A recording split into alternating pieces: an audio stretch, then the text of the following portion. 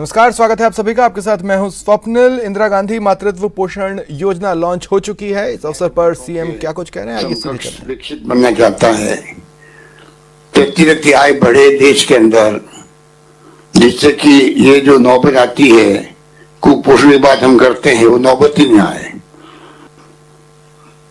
आज अगर पैसा सबके पास है, आय अगर सबकी बढ़ती है, अर्थव्यवस्था मजबूत होती है, ग्रामीण अर्थव्यवस्था बढ़ती है, ग्रामीण अर्थव्यवस्था के साथ में स्वतः ही फिर परिवार के लोग चिंता करेंगे अपने घर की बहू बेटियों की डिलीवरी के वक्त में, पूरे डिलीवरी के पूरे समय पीरियड के अंदर, डिलीवरी के बाद में भी कैसे महिला भी सुरक्षित रहे और बच्चे या बच्ची जो पैदा हुई है वो भी सुरक्षित रहे, स्वस्थ रहे। क्योंकि आप जानते हैं कि मातृ मृत्यु दर और शिशु मृत्यु दर वो भी बहुत अधिक है देश के अंदर, वो भी बहुत अधिक है देश के अंदर। और उनका भी हमें ख्याल रखना है। मातृ मृत्यु दर, शिशु मृत्यु दर किसे कहते हैं? लाखों माएं मर जाती है डिलीवरी के वक्त में।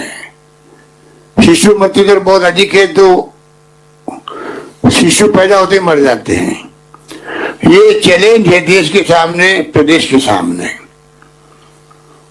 बहुत सारी योजनाएं सरकार की चलती है, चली जाती है, प्रयास करते हैं, वो भी लिंक करता है इससे कुपोषण से। ये आज का प्रोग्राम जो है ये उस दृष्टि से बहुत इंपॉर्टेंट है कि अगर माँ को पूरा पोषण मिलेगा तो मृत्यु दर, मातृ मृत्यु दर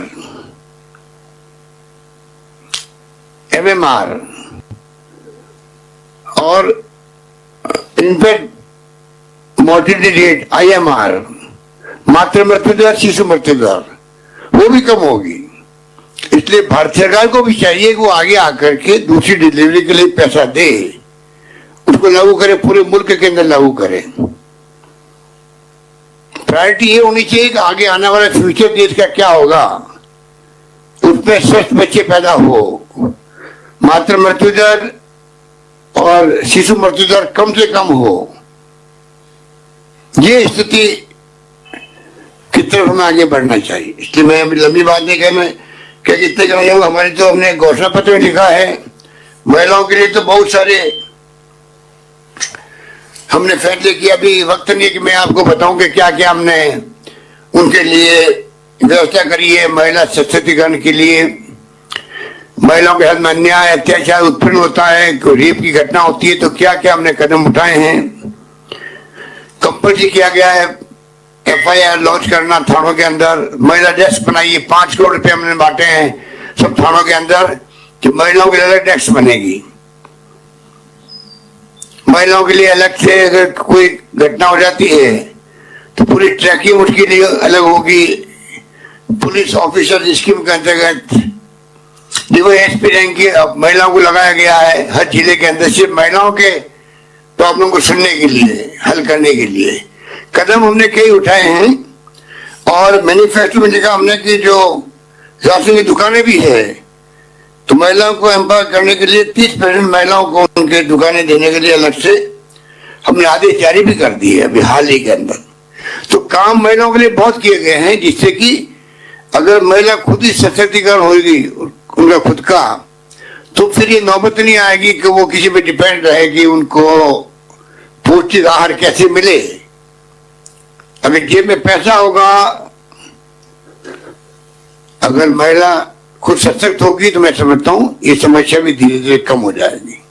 समझदार बनेगी, खुद का ध्यान रखेगी, पलने वाले बच्चे का ध्यान रखेगी, तो ये मातृ मृत्यु दर, शिशु मृत्यु दर भी कम हो जाएगी। अज्ञानता भी एक कारण होता है इसका। इसके लिए समाज जागरूक करे लोगों को, इस प्रकार का मैसेज होना चाहिए। ये जो कोविड का जो है, ये आपका कोरोना, इस मुबारक मौके पर मैं कहना चाहूंगा आपको भी कि कृपा करके जो सरकार समय समय पे फैसला कर रही है मास्क लगाने का,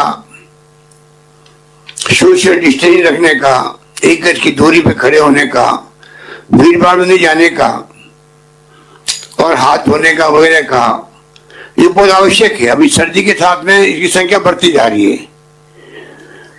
राजस्थान में हमने मृत्यु दर बहुत कम हुई है, राजस्थान में 1% से कम हो गई है।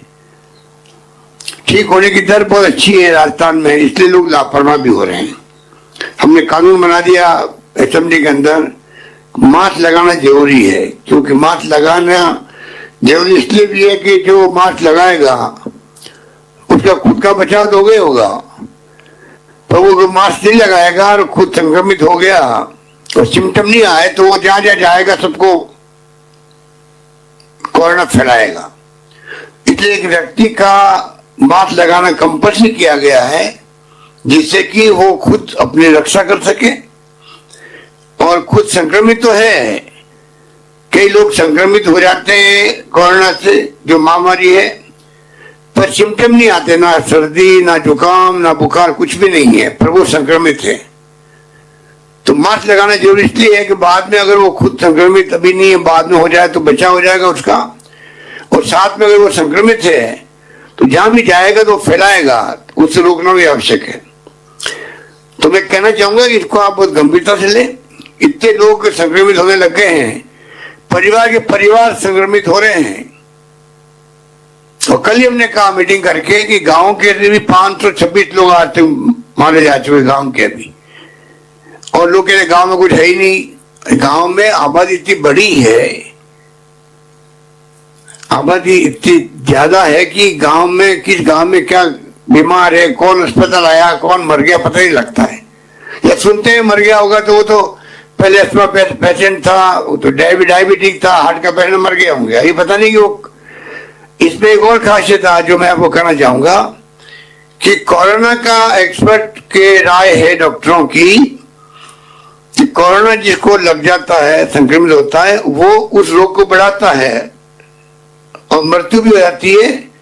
जो रोग पहले का, चाहे डायबिटिक है, शुगर का रोग है, चाहे उसको किडनी खराब है पहले से, हार्ट की बीमारी है, अस्थमा है, ऐसे लोगों पे वार ज्यादा करता कोरोना। तो लोग देखते हैं वो तो अस्थमा था इसलिए मर गए, वो हार्ट अटैक से मर गए। हार्ट अटैक से नहीं मरे, हार्ट की बीमारी थी, वो 15-20 साल से नहीं मरते, पर क्योंकि उसको कोरोना संक्रमित हुआ, वो 10 गुना, 20 गुना, 40 गुना, 50 गुना बढ़ा देता बीमारी को और आदमी मर जाता है। ये तमाम बातें आम लोगों तक पहुंचनी चाहिए, आम लोगों को आप समझाना चाहिए और प्रोटोकॉल को निभाना चाहिए प्रदेशवासियों को। हम बार बार कहते हैं कि मास्क लगाना बहुत आवश्यक है। अभी दीपावली पे हमें पटाखे छोड़ने का हमने निर्णय किया, बैन लगा दिया। मुझे खुशी है कि प्रदेशवासियों ने साथ दिया इस बार। धनतेरस के दिन भी और दीपावली के दिन भी पटाखे नहीं के बराबर छूटे, कोई 1-2% छूटे होंगे। अच्छा हुआ, नहीं तो वायुमंडल में जो प्रदूषण फैलता उसके साथ में कोरोना की ग्रसित ज्यादा लोग होते। इसी प्रकार से आपको ध्यान रखना है कि किस प्रकार से भीड़ भाड़ दीपावली पे भी फिर भी हुई भीड़ भाड़, उस पर सोशल डिस्टेंसिंग नहीं रख पाए थे लोग। और केरल का उदाहरण हमारे सामने, केरल में भी लोग खत्म हो गया था, ओणम का त्योहार में आया, उसके बाद में हमारी संख्या बढ़ती जा रही, लोग मारे जा रहे प्रतिदिन 50, 60, 70। तो सोशल डिस्टेंसिंग भी बहुत जरूरी है मास्क के साथ में।